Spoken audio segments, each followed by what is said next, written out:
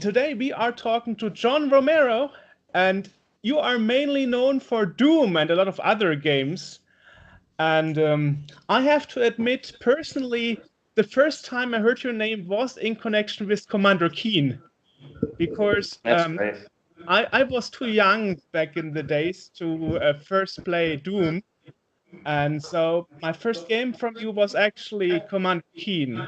You know, in Which one? this I think it was like the first one that wasn't EGA graphic. Was it Goodbye Galaxy with the trees in the background? Exactly, that was the one. Right. Yeah. So let's EGA start. graphics. Pardon? It was EGA graphics. Oh, it was. Okay. It's 16 color. Yeah. Yeah. We never made a VGA version of Keen. Interesting. I didn't know that. It looked, despite that, pretty colorful to me. Probably good graphic and so on. Adrian was really great. So, how did you actually start into video games? I've read that it was in 78, so like 40 years ago. Space 1979. 1979. Okay. Yeah, that's why I started programming in 1979, but I played video games, pretty much all through the 70s. I think starting in 74, when Pong came out. And then the home consoles of Pong came out. And then arcade games started happening. Arcades started springing up around 1976.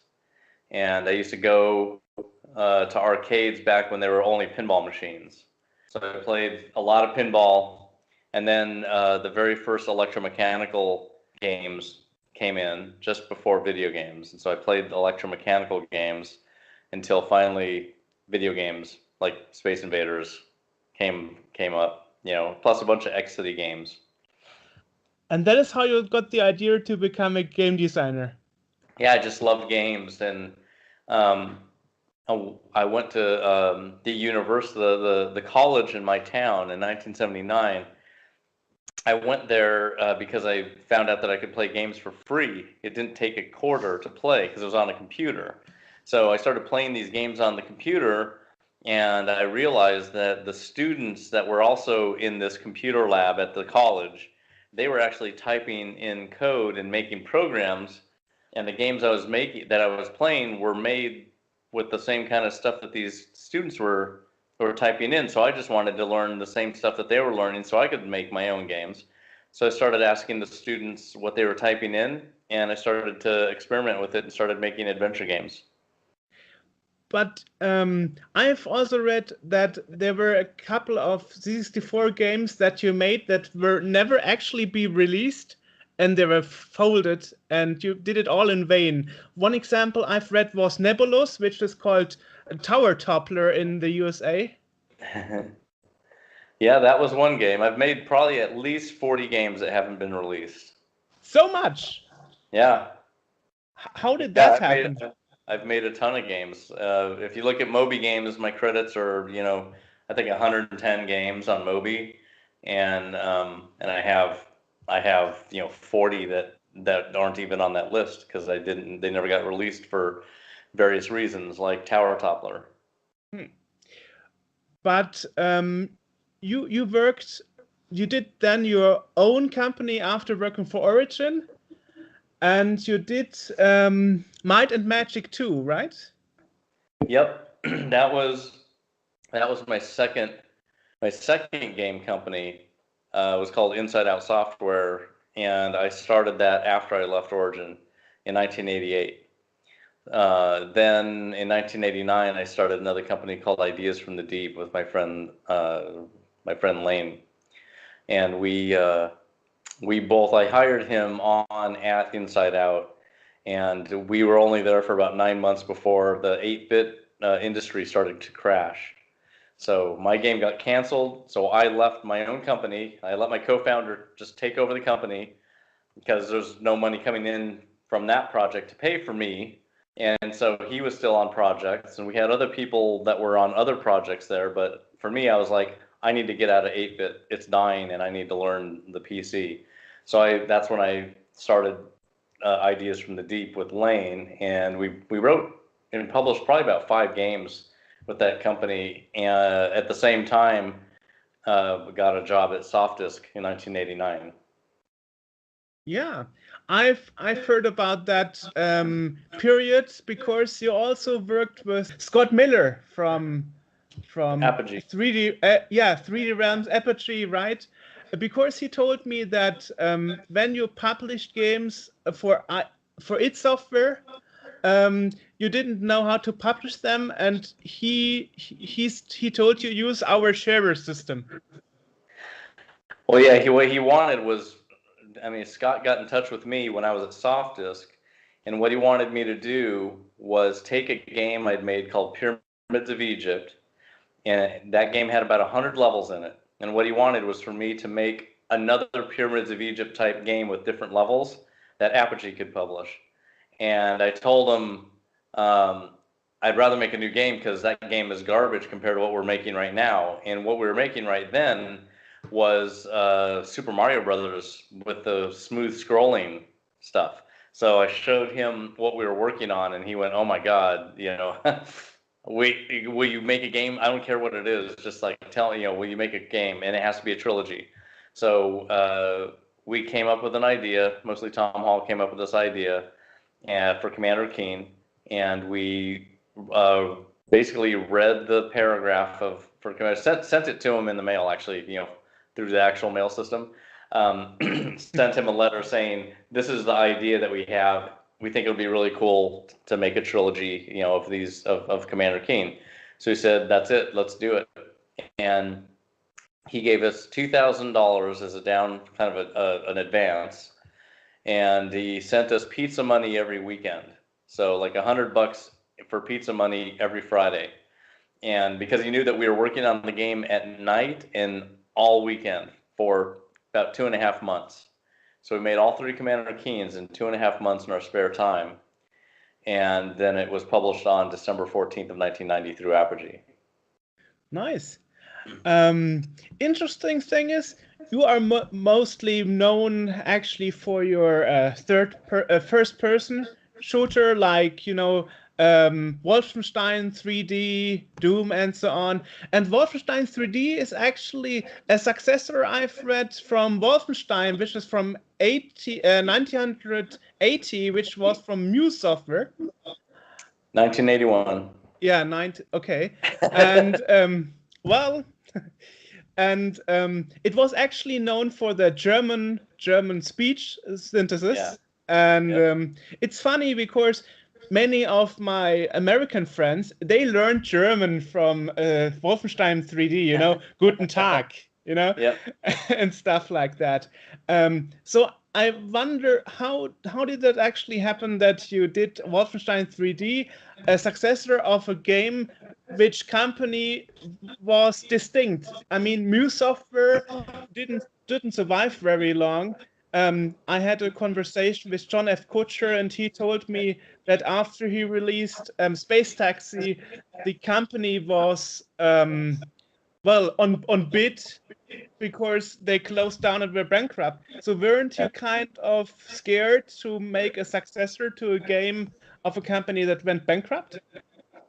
No. I mean, what we did was we were coming up with an idea for a game, and this is probably at 10 o'clock at night, and we basically decided we're not making any more Commander Keens. That's it.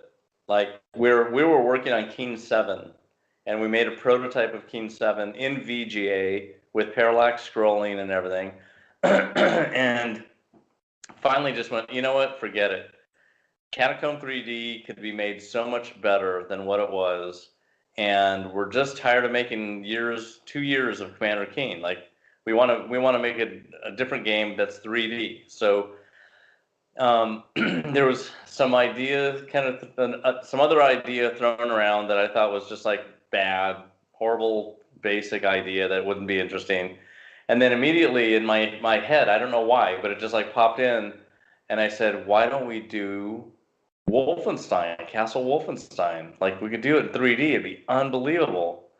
And Tom and John both went, Wow, yeah. Like immediately we all agreed because we all loved Castle Wolfenstein. We played that game so much.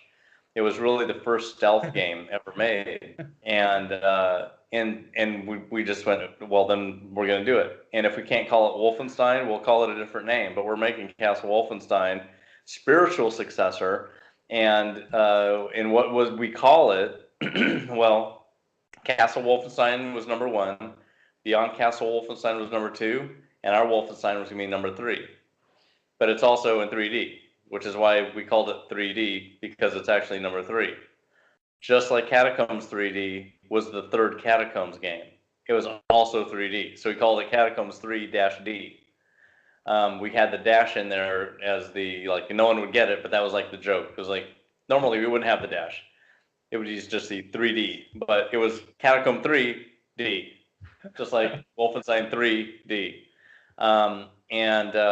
While we're making Wolfenstein, we hired Jay Wilbur. He started with the company in April 1st of 1992, and his first job was see if he can get the rights to Wolfenstein, because we can't think of a better name for this game. We have a bunch of other names. Nothing is as cool as Wolfenstein. So he found the person that held the rights in Baltimore, Maryland, and bought the rights from this woman for like $5,000. And then we owned the copyright for the original Wolfenstein, so we could just call it Wolfenstein, no problem.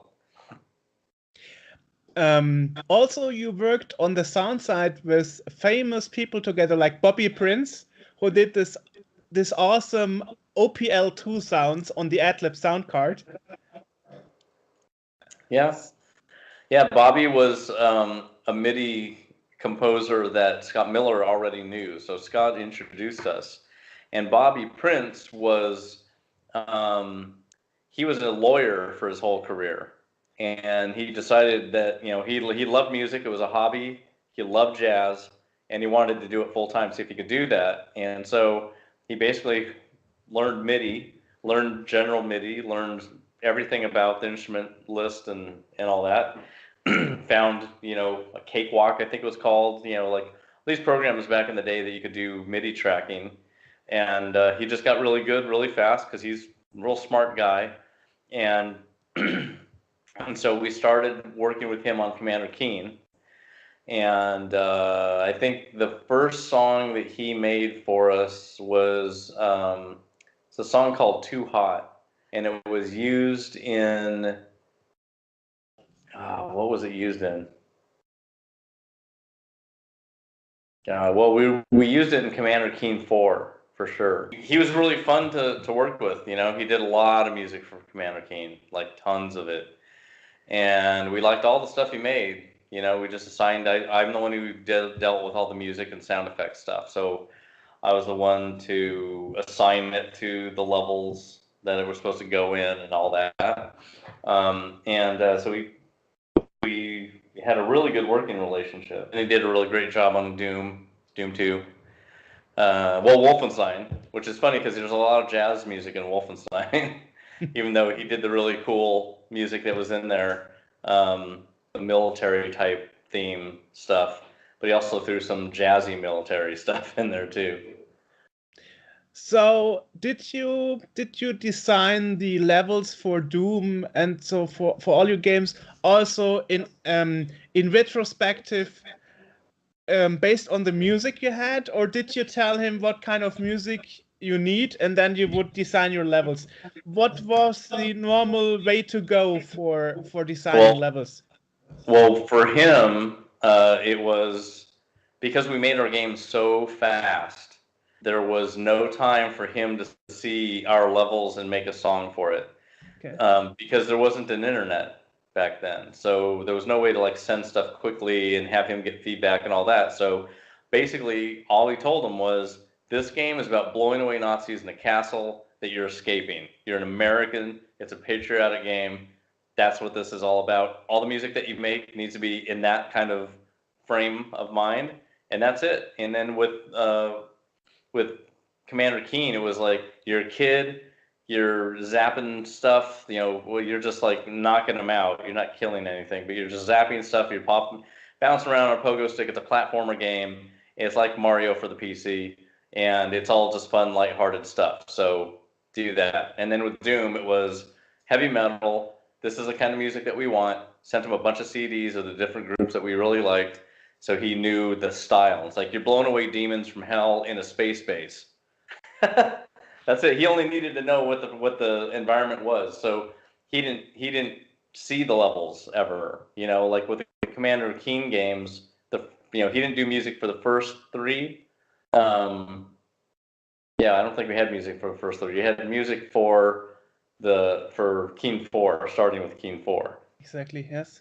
So Keen 4 took 3 months, and it took 3 months to make Keen 4, which to us at that time felt like forever, because we made our games in 2 months during that year in 1991.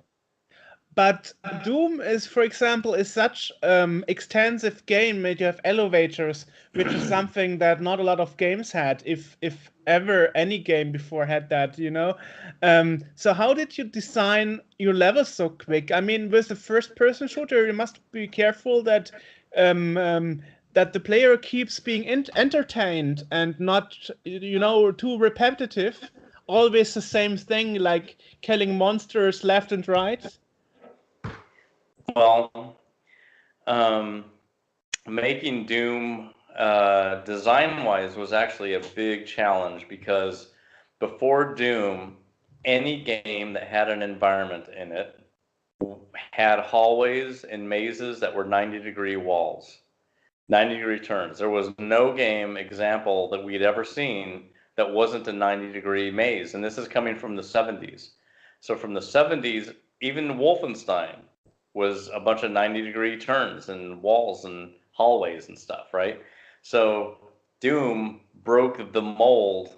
It broke the box that everybody was in for decades with its engine that allowed us to have anything that we wanted to create, pretty much, which then was very difficult to take advantage of because we had nothing to look at. We had no examples to base our designs off of. So we had to do tons of experimentation and tons of pushing the boundaries of what that engine could do. And just like, well, how do you, like, what kind of gameplay are we putting in here with this kind of design? We don't want realistic looking places because that's not fun. So it needs to be this abstract level design style. And going through it, we basically are designing the experience that we want as players. So we're basically designing, how about this level, you start off in a little room, and as soon as you open the door, shit starts coming at you, And so, like, just ideas like that. And so you start making it happen, and you start making it look interesting, and you start coming up with ways of starting how, to make a level. I want this to look really cool when this door opens, or when you start out, you're claustrophobic and because you're inside of a dark hallway that then opens up into a big dark area, just all these ideas of what it should look like, so the player has something different every single time they start a level. And each designer that works on the game, like Tom Hall or Sandy Peterson, has a different way of creating the tension in the game with the way that monsters are delivered, puzzles are created, everything spatially that has to do with the level design, whether you're going to have landmarks, whether you're going to have gameplay where you're seeing the same location over and over because the level's unlocking, or the progression just makes you flow through it. All these things we're learning, for the first time with Doom. So it was a ton of work to try and define what kind of rules we should have while we're making these, like secret rooms, secret stuff. Like we should have 4 secrets at least on a level. If a room in Doom could have been made in Wolfenstein, we failed. That room needs to be changed. Stuff like that. Play with lighting, play with height, play with size, scale. Just tons of. There were so many variables that we could play with. Just stand out and be really cool and not be just like a really dumb looking experiment. I wonder, did you think back in the day that you would have so much influences that this game would be ported on so many platforms? I mean, for example, there were a whole industry on the Amiga that tried to make Doom-like games, and they failed, and they just succeeded once you decided to make your source code public of Doom. And then they made a game called Gloom. Yeah. There's a history book that's about the Amiga that basically says when Doom came out, the Amiga died because it couldn't do it. And everybody rushed out to buy PCs at that point.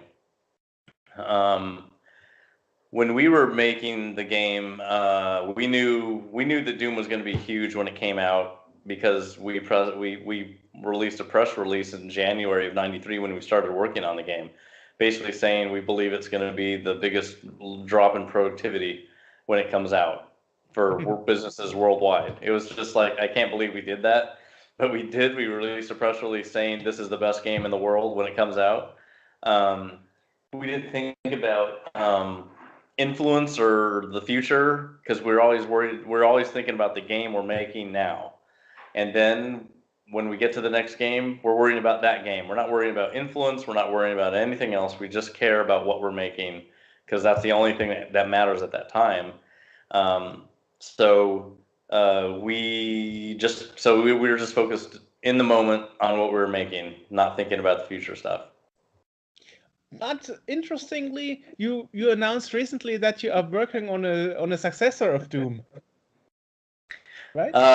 So Sigil is this new project, which is like a spiritual successor to Doom, which is like the 5th episode that comes after episode 4's Thy Flesh Consumed was the name of that. So this one is called Sigil, and it is takes place in hell, which I've never done levels in hell before, so I thought that was going to be fun. I only did base levels in Doom. And it kind of is directly satanic looking versus Doom's imagery was never like directly addressing anything purely evil. There's like the Doom guy in hell demons trying to pull on him and attack him, but it doesn't seem particularly evil. It looks like a bright scene, you know. And I don't think any of Doom's imagery, in at least press-wise and box-wise, never really tried to make it seem like it was a super satanic hell type thing. So I thought that with this, I could make it look like it is pure evil.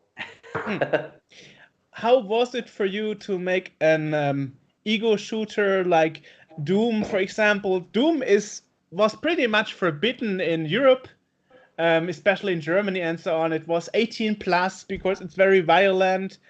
So that didn't bother you? Was that kind of a good thing for you? Did you actually plan to make an 18 plus game? Especially since the media outside is always saying, like, you know, killer games and so on, and they are causing bad influence on gamers, you know, causing mass murders and all that stuff. Yeah, we didn't care. I mean, we're making the game that we want to make, and there's a rating system for a reason. You know, if a parent doesn't want their kids to play the game, it's the parent's responsibility not to let the game get in the hands of their kids. And the stores shouldn't be selling it to anyone who's underage and all that. It's not our business to say what someone's kid should be playing. You know, there's lots of really violent movies, lots of really violent books. You know, there's a ton of media out there that's far worse than what Doom has. So we didn't, you know, we knew that we were shooting pixelated demons on the screen, and it's a cartoon. So we didn't take ourselves seriously. The game is full of dark humor, you know, and so we never even thought about it. We didn't care whether Germany would ban it or not because we're making a game that we want to play, you know, and if everyone else likes it, then that's cool. So will your successor be similar in that humor? Or will it be a totally different thing that nobody ever heard before? I've read in the media that you were quoted to say it will shock people when it's coming out. Sigil is basically a 5th episode of Doom. It's a mod, right? So it still uses the original Doom. It uses all the same monsters. It's a free download, so I'm making it like a modder would and releasing it for free for everybody as a celebration of Doom's 25th anniversary. But for people who want to get a special fan box edition, I have the game basically runs with a special Buckethead soundtrack that I've worked with Buckethead on, and the music is unbelievably great. It's absolutely in Doom's metal theme of 1993, except that this is not MIDI. It's real guitar, and it sounds really great, and it goes perfectly with the game. There's no lyrics. It's great for doing any kind of work where you want some cool music in the background, but not annoying music. So it works just perfectly with the levels. They're all chosen specifically for the level that they're supposed to be on, and all the levels that I made for it, to me, feel like they're better than the two that I released in 2016. So people will be able to see it, in mid-February when I upload the WAD to the internet for free. And all the boxes will be shipped to people with the deluxe soundtrack and the lithographs and, the CDs and USB floppy disks and T-shirts and all that kind of stuff. Interesting. What made you the decision back then to release the source code of Doom, actually? Because it triggered, as I said, Amiga, an Amiga conversion, several, re-releases of the game. Yeah. Well, we released the source code because we wanted people to just be able to modify the game, and because we were not going to spend our time making the game work for future operating systems, because we're going to always be working on something else new. We wanted to let everybody else. It's in the spirit of modding, right? So here's the source you can actually add to the game now. You don't need to use dhacked to modify the exe through patches. You can actually change the source code, make it work with whatever the latest drivers are on any operating system, because it was written with portability in mind, and do whatever you guys can with it. The game is the game, and this is the engine that it ran on, and have fun learning, Great. So, as I said, your new project will be released for free. Do you have anything else planned that will be commercial apart from the special edition? Yeah, but I can't tell you what we're working on. Of course, yeah. I've been working on it for a long time. Okay. Game's turning out great. Nice. So is that kind of a result of that retro hype that is now happening since the last 7-8 years? I mean, the new game that you are working on and releasing for free, is that a result of the retro hype? Because now there's also something like PC retro. No, I made it because it's the 25th anniversary of Doom, and I wanted to make a mod for the 25th anniversary to celebrate. You can still do new things. And you are still releasing levels for the old Doom, actually. That's what this is. That's what Sigil is. It's levels for the original Doom. Okay, I see. Yep. Okay. Thanks a lot for taking the time. Okay. Thanks a lot. Bye-bye. Thanks. Okay, bye.